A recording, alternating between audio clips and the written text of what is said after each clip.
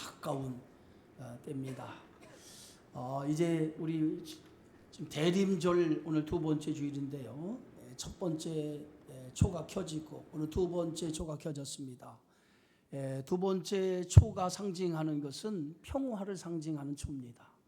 이제 점점 보라색에서 연한 색깔로 변해가면서 이제 마지막 주는 하얀색의 초가 켜질 겁니다. 그리스도의 오심을 촛불 하나하나 켜지면서 여러분 마음속에 주님의 오심이 점점 가까웠구나 그렇게 생각하시면서 오시는 주님을 맞이할 수 있는 그런 준비를 잘 보내시기를 바라겠습니다. 여러분 신앙은 기다림이에요. 기다림. 얼마나 잘 참고 기다리냐 인내하느냐가 대단히 중요합니다. 그런데 우리 성도들이 제일 못하는 것 중에 하나가 뭐냐면 인내라는 거예요. 오래 참음이라고 하는 것을 잘 하지 못합니다.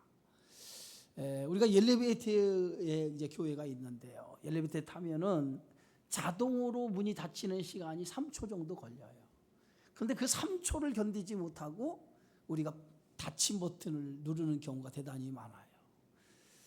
식당에 가면은 식당에서 조금만 음식이 늦게 나와도 소리를 질러요. 빨리 음식이 나오지 않는다고. 이처럼 우리가 일상생활에도 가만히 보면 잘 참는 것, 기다리는 걸 잘 하지 못해요. 그런데 성령의 9가지 열매 중에 하나가 뭐냐면 오래 참음이라는 거예요. 오래 참는 것. 그게 성령의 9가지 열매 가운데 하나입니다. 기독교의 신앙은요, 기다림의 신앙인데 이 기다림의 신앙, 인내하는 신앙이 대단히 중요한 신앙이에요. 여러분 구약시대는요 메시아가 오실 것을 기대하면서 기다리면서 구약시대에 사람들이 살아왔다면 이 신약시대는 다시 오시마 약속했던 재림의 주님을 기다리면서 살아가는 것이 오늘 이 시대의 우리 성도의 신앙이라는 거예요. 지금 우리는 교회의 절기 중에 대림절이라고 하는 절기를 보내고 있습니다. 대림절은요 교회 절기의 시작이에요. 주님의 오심을 기다리면서 이 절기가 시작되어지는데 이제 대림절기가 끝나면 바로 성탄절이 오죠. 성탄절이 지나면 예수님의 생애가 시작되는 주연절기가 시작이 돼요. 그래서 주연절기가 끝나는 그 시점에 우리가 사순절을 맞이하게 됩니다. 이 사순절은 주일을 뺀 40일을 사순절이라고 하고요. 사순절 마지막 주 한 주간을 우리는 고난주간으로 보냅니다. 그 고난주간이 끝나면 바로 뭐가 와요? 부활주일을 맞이하죠. 그래서 부활주일을 맞이하고 그 부활주일을 맞이한 그 주간부터 부활절기가 시작이 됩니다. 부활절기가 끝나면 바로 찾아오는 게 뭐예요? 성령 강림절, 오순절 성령 강림절이 시작이 되어져요. 그래서 성령 강림절기가 계속되다가 이제 다시 대림절이 찾아옵니다. 이렇게 교회 절기는 1년 12달을 사이클로 해서 대림절로 시작해가지고 성령 강림절 몇 주로 해서 끝나며 다시 대림절로 이렇게 반복되는 것이 교회 절기예요. 그런데 오늘 대림절로부터 교회 절기가 시작된다라고 하는 것은 대단히 중요한 의미가 있어요. 하나님의 약속을 믿고 살아가는 것이 기독교의 신앙이라는 거예요. 그래서 기다림부터 우리 신앙이 출발되어진다는 거예요. 그런 의미에서 이 대림절이라고 하는 것은 예수님의 오심을 기다리지만은 우리의 신앙을 준비해서 예수님의 오심을 맞이할 수 있는 신앙의 준비를 하는 절기가 바로 대림절이라는 거예요. 초대교회 성도들은 만나고 헤어질 때마다 마라나타라고 하는 인사를 나누었어요. 이 마라나타라고 하는 인사는 예수님 다시 오십니다 라고 하는 인사였어요. 초대교회 성도들은요 당시에 외부로부터 많은 핍박과 환난을 당하는 그러한 시대를 살았던 사람이에요. 매일매일 힘들고 어려운 상황 속에서 서로를 위로하면서 만날 때마다 마라나타 주님 다시 오십니다. 주님 다시 오십니다라고 하는 그러한 신앙의 고백으로 그 환난과 핍박 속에서도 주님이 다시 오신다라고 하는 믿음의 소망을 가지고 그들은 환난과 핍박을 견디며 이기면서 그 소망 가운데 하루하루 살아가게 되어졌다는 거예요. 여러분, 기독교의 신앙은 어찌 보면 이렇게 예수님이 오심을 기다리는 신앙이라고 볼 수 있어요. 구약은 예수 그리스도가 오신다라고 하는 약속에 대한 기다리라면, 신약 성경은 뭐예요? 다시 오실 예수 그리스도를 기다리는 그러한 신앙이에요. 여러분, 성경 66권 가운데 제일 마지막에 기록된 책이 뭡니까? 요한계시록이에요.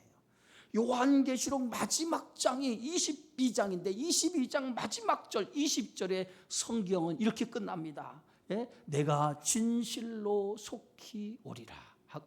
아멘. 주 예수여 어서 오시옵소서. 성경 마지막 장은 그리스도의 대망, 그리스도께서 다시 오실 그 재림의 주님을 대망하면서 성경은 끝나고 있다는 거예요. 예수님은 공생애를 마치고 십자가에 죽으시고 사흘 만에 부활하셔서 40일 동안 이 땅에 계시다가 제자들이 보는 앞에서 하늘로 승천하십니다. 하늘로 승천하시면서 마지막 예수님께서 남기신 말씀이 오늘 사도행전 1장 11절에 이렇게 기록하고 있어요. 갈릴리 사람들아 어찌하여 서서 하늘을 쳐다보느냐. 너희 가운데서 하늘로 올려지신 이 예수는 하늘로 가심을 본 그대로 오시리라. 너희가 본 그대로, 하늘로 올라가심을 본 그대로 내가 다시 구름을 타고 이 땅에 오신다는 거예요. 다시 오실 예수님, 우리는 그 약속을 믿고 살아가는 사람들이 바로 그리스도인 줄 믿습니다. 그래서 그리스도인들은 이 험한 세상 풍파 속에서도 다시 오시면 약속하신 주님의 재림에 대한 약속을 굳게 믿고 그 믿음으로 하루하루 소망 가운데 살아가게 되어지는 줄 믿습니다. 여러분, 예수님이 오시기 전을 우리가 신구약 중간기라고 합니다. 성경, 구약 성경 마지막 책이 여러분 어떤 책으로 끝나는지 아시죠? 성경 마지막 책은 말라기라고 하는 성경으로 끝납니다. 말라기가 성경, 구약 성경의 마지막 책이고 신약 성경의 첫 번째 책이 뭐예요? 마태복음이에요. 마태복음. 그래서 말라기와 신약 성경 첫 번째 쓰여진 이 마태복음과의 시간의 차이는 몇 년이냐면 이 시기를 신구약 중간 시대라고 얘기합니다. 신약과 구약과 신약의 중간 시대라고 얘기하는데 이 기간이 정확하게 400년이에요. 400년이 신구약 중간기 시대예요.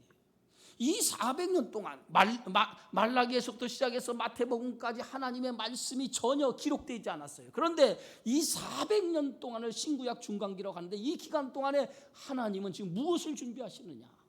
그리스도가 이 땅에 오심을 준비하는 시간이라고 우리가 생각해 볼 수 있어요. 이 시기 하나님의 말씀이 중단되었지만 그런 하나님 말씀이 중단되신 것이 아니라 이 시기는 하나님께서 그리스도를 보내시기 위해서, 메시아를 보내시기 위해서 준비하는 시간이었다는 거예요. 그런데 이 시기에 구약의 예언의 말씀을 믿고 메시아 탄생 예수 그리스도의 오심을 기다리면서 경건하게 하루하루 살아간 사람이 있었다는 거예요. 그게 누구냐? 오늘 성경에 보면 시므온이라고 하는 사람이에요. 자, 오늘 누가복음 2장 26절에 보면 이렇게 써 있어요. 그가 주의 그리스도를 보기 전에는 죽지 아니하리라 하는 성령의 지시를 받았다라고 기록하고 있어요.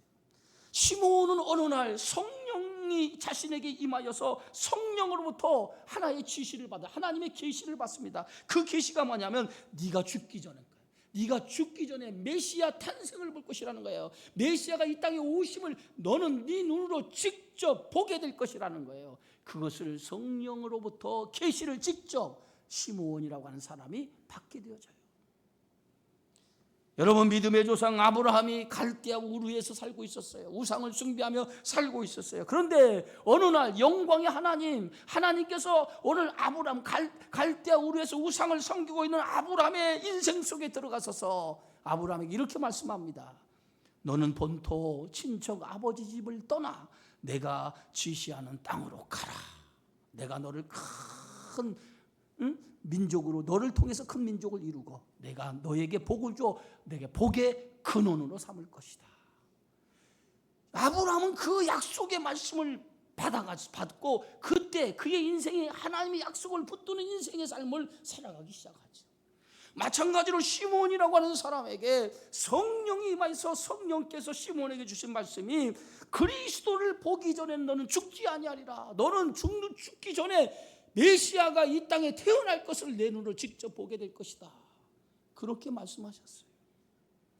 시몬은요 그때부터 성령의 약속을 받고 나서 메시아가 오실 것을 기다리면서 내 눈으로 직접 메시아가 보게 될 것을 믿으면서 그 약속을 소망으로 삼고 그 약속을 믿음으로 삼으면서 날마다 그리스도 오심을 준비하면서 하루하루를 살아가게 되어졌던 것을 봅니다.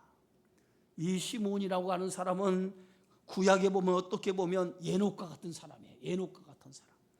여러분 예녹이 누굽니까? 예녹은 300년 동안 하나님과 동행한 사람이라고 성경에 기록되어 있어요. 그런데 그가 300년 동안 하나님과 동행했는데 그가 몇 세를 살고 죽었습니까? 오늘 예녹이라고 하는 사람은 365세를 살고 죽었어요. 그런데 365세를 살고 죽었는데 그가 300년을 하나님과 동행했다고 성경에 하는데 그가 하나님과 동행한 특별한 이유가 있었어요. 그는 65살에 자식을 하나 낳아요. 그 자식의 이름이 뭐냐면 무두셀라라고 하는 자식이었어요. 그런데 무두셀라라고 하는 자식을 낳고 하나님 앞에 계시를 받아요. 하나님께서 이 예녹에게 말씀합니다. 예녹아, 너는 네 자식을 낳으면 네 자식의 이름을 무두셀라라고 지어라. 하나님께서 계시를 통해서 오늘 예녹에게 자식을 낳으면 무두셀라라고 이름을 지으라고 하나님께서 계시해 주었어요. 그래서 그 예녹이 자식을 낳고 나서 그의 아들의 이름을 무두셀라라고 이름을 지어요. 하나님이 말씀하신 대로 무두셀라라고 이름을 지어요. 그런데 여러분 무두셀라라고 하는 뜻이 뭔지 아십니까? 무두셀라라고 하는 이름의 뜻은 이런 뜻이에요. 한번 따라합시다. 그가 죽으면 하나님의 심판이 시작된다. 무두셀라라고 하는 이름의 뜻은 그가 죽으면 무두셀라가 죽는 날 그때 하나님의 심판이 시작된다는 그런 뜻의 이름이었어요. 근데 하나님께서는 지금 그 예녹에게 아들을 낳으니까 그 아들을 무두셀라고 지란 거야. 이 무두셀라, 네 아들이 죽는 날 그날이 하나님의 심판이 시작되는 날이다 라고 그렇게 예녹에게 가르쳐 주신 거예요. 계시해 준 거예요. 그래서 예녹은 그때부터 뭐예요? 내 아들이 죽는 날에 하나님의 심판이 시작된다라고 하는 그 하나님의 계시, 하나님의 메시지, 하나님의 경고의 말씀을 듣고 나서 그때부터 뭐예요?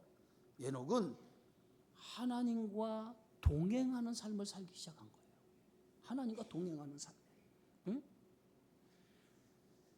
여러분 예녹이 살던 시대는 어떤 시대였습니까? 죄악이 관영한 시대였어요. 죄악이 관영한 시대에 예녹이 살면서 그 무두셀라를 낳고 하나님의 심판이 곧 시작될 것이다. 네 아들이 죽는 날이 하나님의 심판이 시작될 거라고 하는 그런 메시지를 듣고 이 죄악이 관영한 그 시대에서 그는 뭐예요? 하나님과 동행하며 경건하고 의롭게 죄악에 물들지 아니하고 하루하루 하나님과 동행하며 300년을 살게 되어지죠. 이 예녹의 아들 무두셀라가 187세에 자식을 하나 낳아요. 그게 누구냐면 라멕이라고 하는 자식이에요.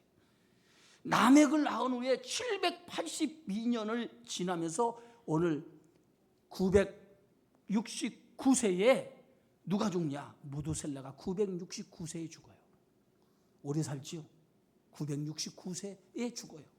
그런데 무두셀라의 아들 라멕은 182세의 아들을 낳고 이름을 노아라고 짓는데 라멕은 노아를 낳고 787세를 살고 죽어요.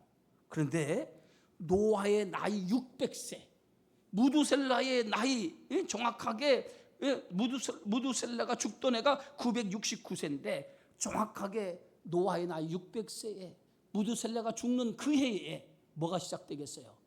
하나님의 심판이 시작이 된 거예요. 그게 노아의 심판이에요. 노아의 심판. 오늘 창세기 7장 11절 12절에 보면 성경이 이렇게 말합니다. 노아가 600세 되던 해에 둘째 달에 곧 그날 11의 날이라. 그날에 큰 기쁨의 샘들이 터지며 하늘의 창문들이 열려 40 주야를 비가 땅에 쏟았더라. 노아가 600세 되던 날, 무두셀라가, 오늘 성경의 말씀을 보면은 무두셀라가 죽는 그날에 하나님의 심판이 시작되는데, 하늘의 문이 열리면서, 하늘 문이 열리며 깊은 하늘의 깊은 샘이 터지면서 40주야 밤낮 없이 비가 내렸다는 거예요. 그래서 세상이 물로 심판을 받게 되어졌다는 거예요. 바로 에녹이라고 하는 사람은 하나님의 심판의 경고를 듣고 그때부터 의롭고 경건하게 하나님과 동행하며 죽을 때까지 그렇게 사는 거예요. 그런데 시므온이라고 하는 사람도 그런 사람이었다. 오늘 성경의 말씀 보니까 시므온도 오늘 성령으로부터 네가 죽기 전에 메시아 그리스도의 탄생을 네 눈으로 직접 보게 될 것이다 라고 하는 그러한 계시의 말씀을 듣고 그때부터 그는 매일 에녹처럼 경건하게 하나님의 뜻을 따라서 살아가는 사람이 되었다는 거예요. 오늘 성경 말씀 누가복음 2장 25절에 이렇게 말합니다. 예루살렘에 시므온이라고 하는 사람이 있으니 이 사람은 의롭고 경건하여 이스라엘 위로를 기다리는 자라. 성령이 그 위에 계시더라. 의롭고 경건한 사람이었다. 그는 하나님의 계시를 받고 하나님의 뜻대로 살아가는 사람이었다는 거예요. 여러분, 하나님의 뜻대로 살아가는 사람이라고 하는 것은 뭐냐? 항상 하나님이 주시는 말씀을 그의 삶 가운데 두고 그 말씀대로 살아가려고 애쓰고 노력하며 그 말씀대로 살아가려고 힘썼다는 거예요. 그게 의롭고 경건하며 살아가는 사람의 모습이었다는 거예요. 죄악이 간영한 세상에서 우리가 하나님의 뜻대로 사는 방법은 하나밖에 없어요. 말씀을 내 삶 가운데 두고 살아가는 방법, 그거밖에 없는 거예요.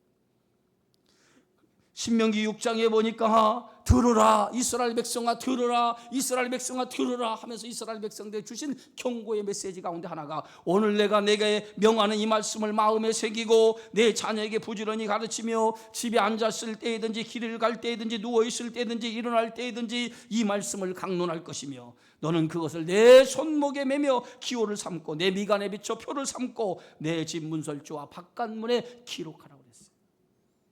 이스라엘 백성들에게 오늘 하나님 주신 말씀, 주 너희 하나님을 사랑하라 라고 말씀하면서 그 하나님에 대한 말씀을 늘 가까이 두고 그 말씀을 붙잡고 그 말씀을 살아가라, 말씀대로 살아가라는 거예요.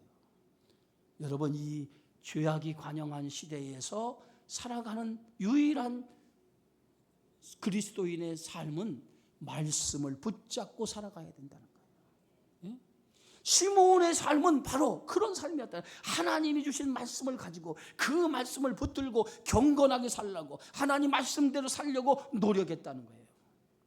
여러분, 노아가 살던 시대가 어떤 시대였습니까? 창세기 6장 9절에 보니까 온 땅이 하나님 앞에 부패하여 포악함이 땅이 가득했다고 했어요.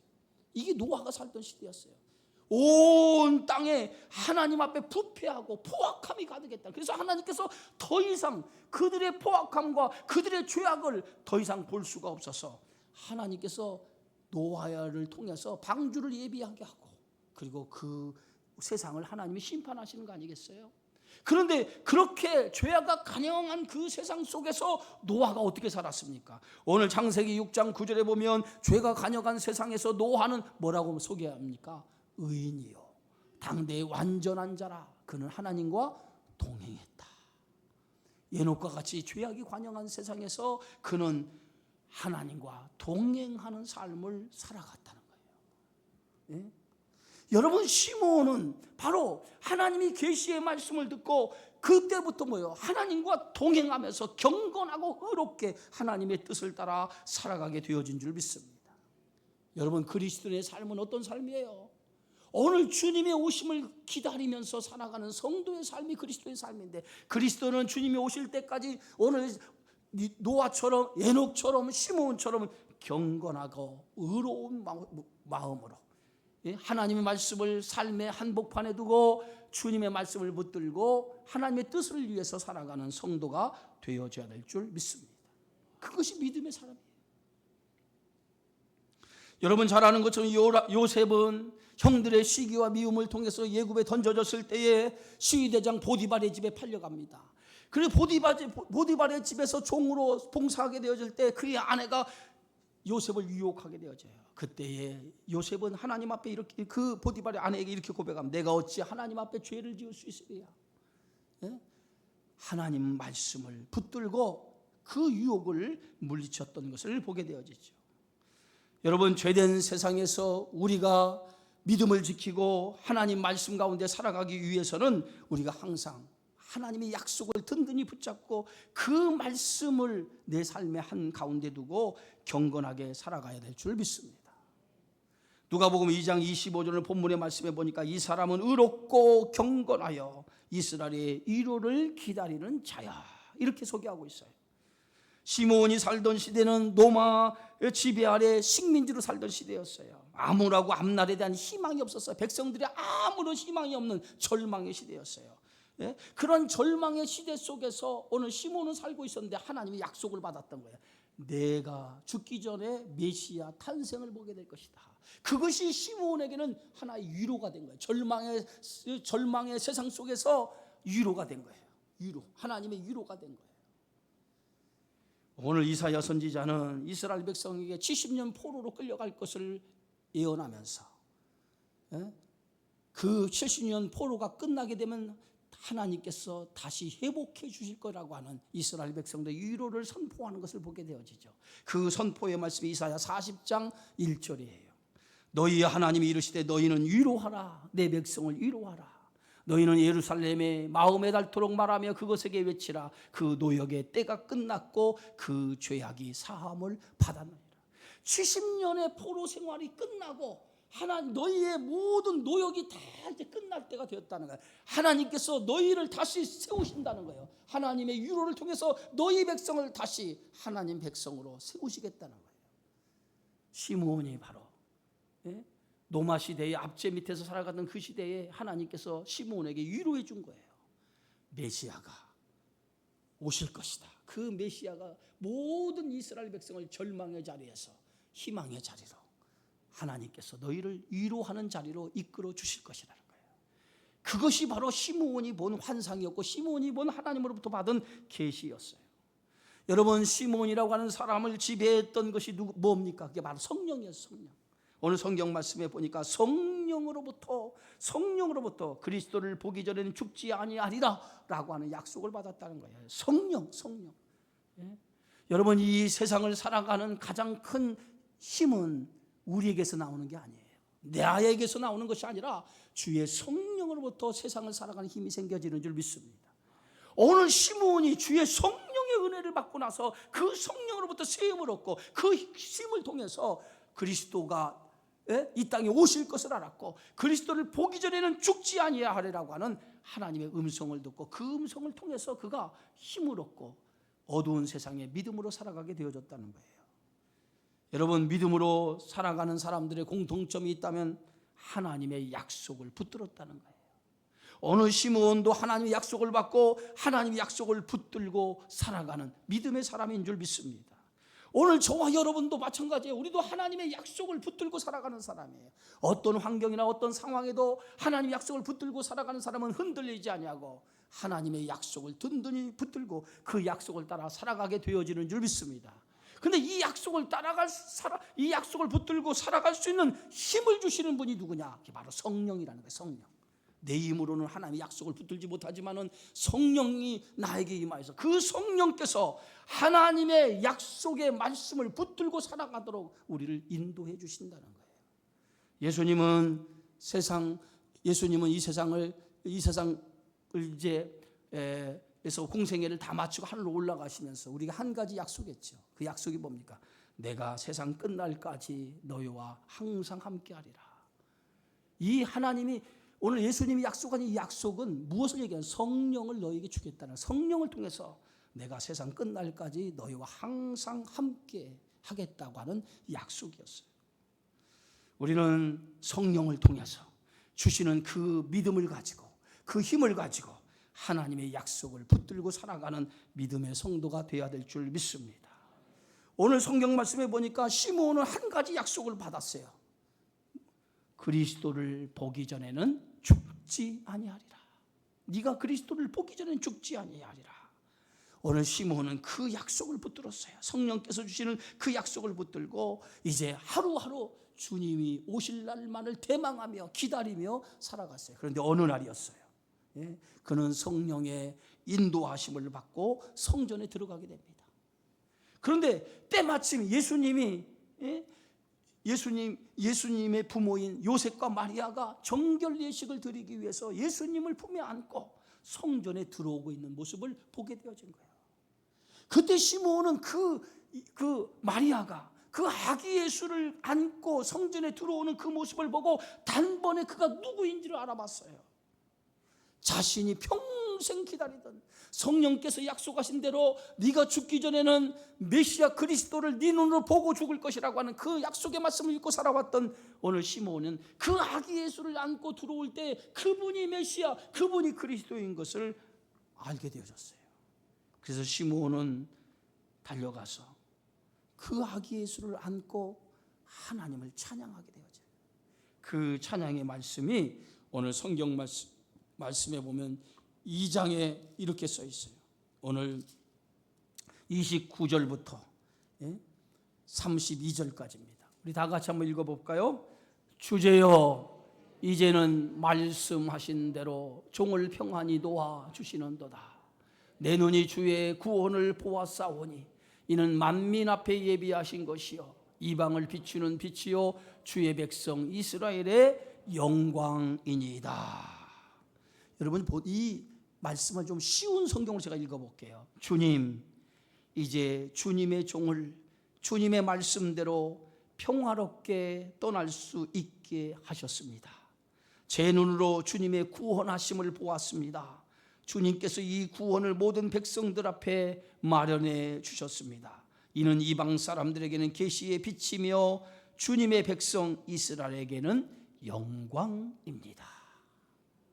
일평생 메시아 그리스도를 보기 전에는 죽지 아니할 것이라는 성령의 지시를 받고 기다렸던 시몬이 드디어 자기의 소원, 평생의 하나님의 약속을 믿고 그 약속만 바라보고 살아왔던 시몬의 그 모든 것이 이루어지는 날이었어요.